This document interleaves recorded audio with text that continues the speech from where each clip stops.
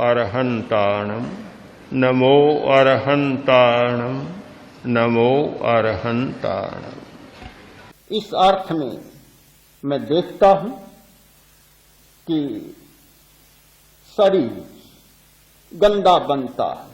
भाई का तर्क गलत नहीं है, शरीर गंदा है, वह बाहर के पदार्थों से भी गंदा है और आसक्ति के द्वारा जमने वाले मैलों से भी गंदा बनता है। उस गंदगी को साफ करने के लिए हमारे पास ध्यान एक बहुत बड़ा साधन है। हम एक भाषा में नहीं बोल सकते कि शरीर गंदा है या शरीर शुद्ध है। शरीर गंदा है ये बात भी सच है और शरीर शुद्ध है ये बात भी सच है। अगर कोरा शरीर गंदा हो तो प्रेक्षा ध्यान में शरीर को देखें, यह निर्देशन कभी नहीं दिया जा सकता। और यदि शरीर गंदा न हो तो शरीर को साफ करने की बात भी नहीं आ सकती। दोनों बातें सापेक्ष हैं। साधक जा रहा था, साथ में 10-20 चेले। प्यास लग गई, कहा भाई पानी लाओ, प्यास बहुत लगी है। पास में नदी बह रही थी, थोड़ा पानी था। गया, पानी लाया, पानी गंदा। अरे क्या गंदा पानी उठा लाए, पानी तो गंदा है। और तो रास्ता बड़ा उबड़ खाबड़ है, सीधा रास्ते से लाया हूं और तो जाने में बहुत टेढ़ा मेढ़ा रास्ता। दूसरी बार लाया तो भी गंदा, साफ नहीं मिला। तो बोला कि जरा ठहरे, 5 मिनट के बाद लाता। 5 मिनट के बाद लाया तो पानी बिल्कुल साफ स्वच्छ। गुरु ने कहा अरे पहले इतना गंदा पानी और अब इतना साफ, ये क्या हुआ? कि महाराज पहले गाड़ियां गुजरी थी, पानी गंदला हो गया और अब जैसे जैसे पानी जमा है, कीचड़ जमा है, पानी निकल आया और पानी साफ हो गया। गुरु ने कहा हमारी भी यही स्थिति है।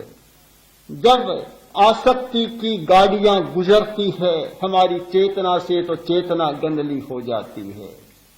उस समय पानी पीना अच्छा नहीं, प्रतीक्षा करो, धृति रखो, धैर्य रखो, थोड़ा ठहरो, शांत होने दो। जब चेतना शांत होती है, विचार शांत होते हैं तो वह निर्मल हो जाती है और फिर उसका काम लेने जैसा हो जाता है। हमारी आसक्तियां हमारी चेतना को गंदा बनाते हैं और जब वह आसक्ति की गाड़ियां गुजर जाती हैं, दूर चली जाती हैं, तो चेतना अपने आप निर्मल बन जाती है। न केवल चेतना निर्मल बनती है किंतु साथ साथ में शरीर भी निर्मल हो जाता। दोनों दृष्टिकोण है, एक सताना और एक काया को साधना, एक शरीर का गंदा होना और एक शरीर का निर्मल होना। यदि हमारी देखने की दृष्टि बदल जाए, चश्मा बदल जाए, तो फिर हम गंदे शरीर को छोड़कर और पवित्र चेतना की दिशा में प्रस्थान कर रहे हैं। यदि हमारा दृष्टिकोण बदल जाए तो हम सताने की बात को छोड़कर काया को साधने की दिशा में प्रस्थान कर रहे हैं। यह है हमारी काय सिद्धि और यह है हमारी काय शुद्धि। प्रश्न है कि गुरुदेव ने कल फरमाया कि मैं चलते चलते भी नींद लेता, तो इसका रहस्य समझा दे तो हम सब लाभान्वित हो सके। हाँ, तो इसका उत्तर तो फिर बाद में गुरुदेव से ही सुनेंगे। आदमी भूलना चाहता है तो वह और ज्यादा याद आती है और पकड़ को छोड़ता है तो पकड़ में आ जाती है। कायोत्सर्ग यही तो प्रक्रिया है कि भूलने की बात ही मत सोचो। ये मत सोचो कि मुझे ये भूलना है। ये भूलना की रट लगाओगे तो उसको याद करते जा रहे हो। तो वह तो याद की जा रही है, किंतु कोई तीसरा रास्ता चुन लो और किसी बात को पकड़ लो। आलंबन ले लो, श्वास का आलंबन, शरीर का आलंबन, चैतन्य केंद्र का आलंबन, दूसरे आलंबन में लग जाओ तो न तो भूलने की बात न पकड़ने की बात, दोनों बातें छूट जाएगी। तो प्रक्रिया है तीसरे मार्ग का चुनाव। प्रश्न है कि समस्याओं से, कठिनाइयों से सबको गुजरना पड़ता है, चाहे साधना में आए उसको भी गुजरना पड़ता है और न आए उसे भी गुजरना पड़ता है। किंतु इतना अंतर होता है कि साधना से जिसकी प्रज्ञा जाग जाती है उसका एक प्रकार का व्यवहार आचरण और होता है और नहीं गुजरता उसका दूसरे प्रकार का होता। और साधना कर लेने पर भी कुछ नहीं जाग पाते। कौन सा तत्व है जिससे कि वह प्रज्ञा बनी रहे? दो ही बातें हैं, एक मूर्छा और एक जागर। जिसने साधना नहीं की मूर्छा में होता है। साधना कर लेने पर भी ठीक मात्रा में साधना हुई नहीं तो भी मूर्छा टूटती नहीं। जब तक मूर्छा नहीं टूटती तो वह कष्टों में, कठिनाइयों में एक अलग व्यक्ति बन जाता है और अपने स्वरूप का पूरा परिचय देता है और समस्याओं को बहुत कठिनाई के साथ झेल पाता, रोते रोते झेलता है।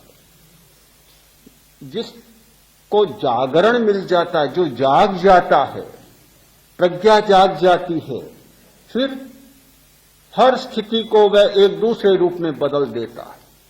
तो सबसे बड़ा हमारा सहारा है जागरण। जागरण भगवान महावीर ने 3 प्रकार की जागरिकाएं बतलाई। सुदक्षु जागरिया, अबुद्ध जागरिया, बुद्ध जागरिया। सम्यक दृष्टि भी एक जागरण है।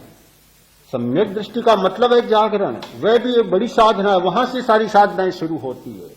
जिससे सुदक्षु यानी दृष्टा भाव प्राप्त नहीं होता वह कष्टों को पार नहीं पा सकता। सबसे पहले दृष्टा भाव जागे। सम्यक दृष्टि का मतलब दृष्टा भाव। और उससे अगला विकास है अबुद्ध जागरिका। दृष्टा भाव विकसित हो गया, अप्रमाद की स्थिति आ गई, अबुद्ध की स्थिति आ गई और उससे आगे तो फिर बुद्ध की, बीतराग की जागरिका। तो सबसे बड़ा सूत्र है साधना का जागरिका। जिस व्यक्ति को जागरिका मिल जाए वह हर स्थिति में अपने संतुलन को बनाए रख सकता है।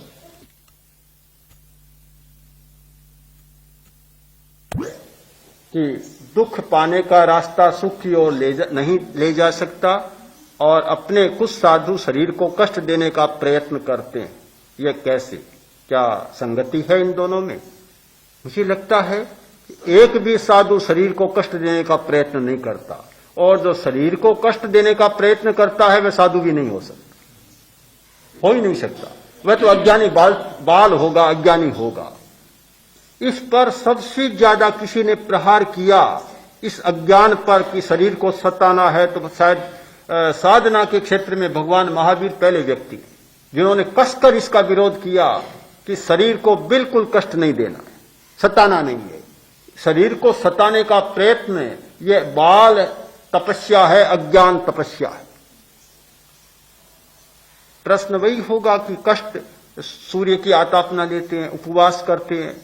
मुझे फिर दोहराने की जरूरत नहीं, बहुत लंबी चर्चा हो चुकी कि यह सारा मलों को साफ करने के लिए किया जा रहा है, बीमारी को मिटाने के लिए किया जा रहा है, कष्ट देने के लिए कुछ भी नहीं किया जा रहा है।